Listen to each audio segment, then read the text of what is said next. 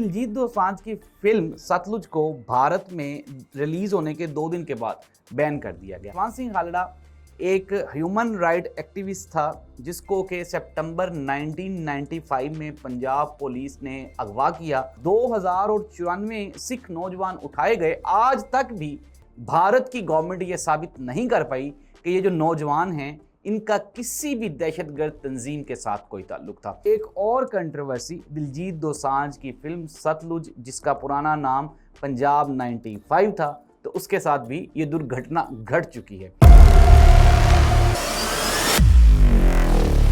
नाज़रीन, मैं हूं जाहिद अब्बास नकवी और आप देख रहे हैं हमारा सोशल मीडिया चैनल। आपसे रिक्वेस्ट है कि हमें सब्सक्राइब करें, अपने कमेंट से ज़रूर आगाह करें। नाज़रीन, दिलजीत दोसांझ की फिल्म सतलुज को भारत में रिलीज़ होने के 2 दिन के बाद बैन कर दिया गया। इस फिल्म का पुराना नाम था पंजाब 95 और इसको सेंसर बोर्ड से क्लियरेंस के लिए 3 साल लगे।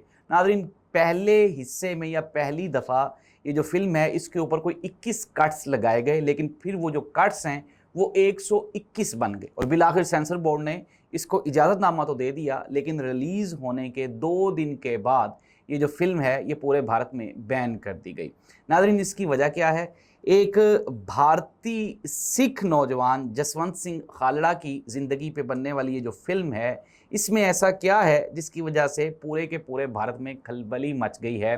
तो मैं आपको इसकी थोड़ी सी डिटेल्स बता देता हूँ कि ये जो फिल्म है ये ज़िंदगी पे बनी है जसवंत सिंह खालड़ा की। जसवंत सिंह खालड़ा एक ह्यूमन राइट एक्टिविस्ट था जिसको के सितंबर 1995 में पंजाब पुलिस ने अगवा किया और फिर उसके बाद ये ख़बर आई कि वो जो जसवंत सिंह खालड़ा है उसका भी इनकाउंटर करके तो उसका मर्डर कर दिया गया। और इसी के केस में जो 4 पुलिस वाले हैं उनको उम्र कैद भी हुई। नाज़रीन, जो जसवंत सिंह खालड़ा है इसने 1993 से 1994 यानी कि 1 साल के दौरान अप्रोक्सीमेटली कोई 2093 जो सिख नौजवान थे जो कि इंडियन पुलिस की जानिब से उनके फेक एनकाउंटर्स करने के बाद उनकी जो डेड बॉडीज़ थी उनको जो शमशान घाट हैं वहाँ पे जला दिया गया।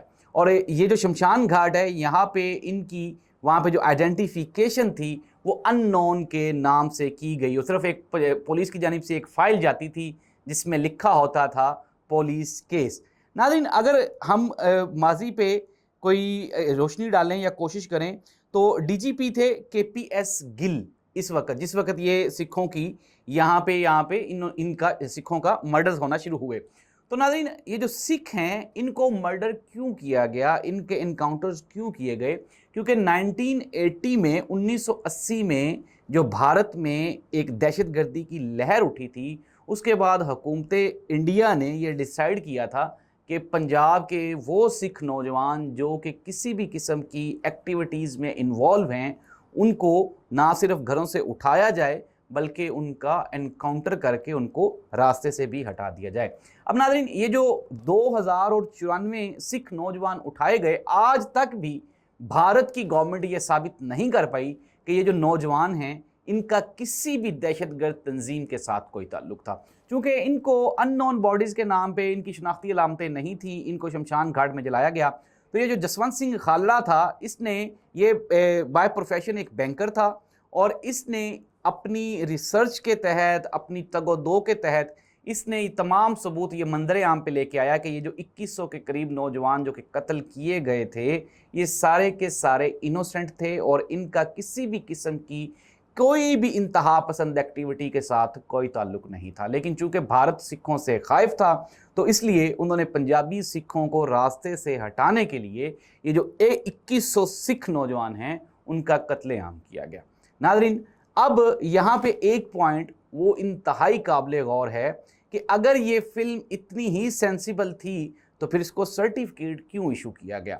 नाज़रीन, कहा यही जा रहा है कि जब इसका नाम तब्दील किया गया तो उन्होंने ये शायद ये कंसीडर किया कि इसमें जो काबिल एतराज़ मवाद था वो हटा दिया गया। लेकिन जब ये नए नाम के साथ भी सिनेमाज में रिलीज़ हुई तो 2 दिन के बाद इसने अवामी पजीराई हासिल कर ली। लेकिन नाज़रीन, उसकी वजह क्या है? उसकी वजह सिंपल इज़ दैट कि भारत एक कंजेस्टेड पॉपुलेटेड कंट्री है जिसमें मुख्तलिफ मज़ाहिब के लोग रहते हैं, लेकिन यहाँ पे जो इंतहा पसंद हिंदू हैं वो अपने अलावा किसी भी मज़हब के लोगों को इंसान नहीं समझते। اور یہی ہوا ہے کہ چاہے گجرات کا قتل ہو جس میں مسلمانوں کا قتل عام کیا جائے، یا پھر پنجاب کے نوجوانوں کا قتل عام ہو، تو اس طرح کی کئی واقعات سے بھارت کی تاریخ بھری پڑی ہے۔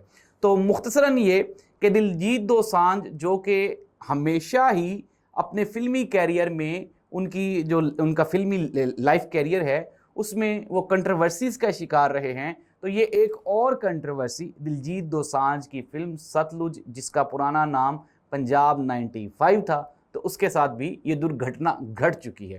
تو ناظرین، میں نے آپ کو یہ بتا دیا کہ جو جسونت سنگھ کھالڑا ہے اس کے نام کو تو بھارتی گورنمنٹ نے بین کر لیا، اس کے نام پہ بننے والی فلم کو تو بین کر لیا، لیکن اس سے پہلے بھی 2 سے 3 فلمیں آلریڈی جسونت سنگھ کھالڑا کی لائف پہ بن چکی ہیں اور وہ مارکیٹ میں موجود ہیں۔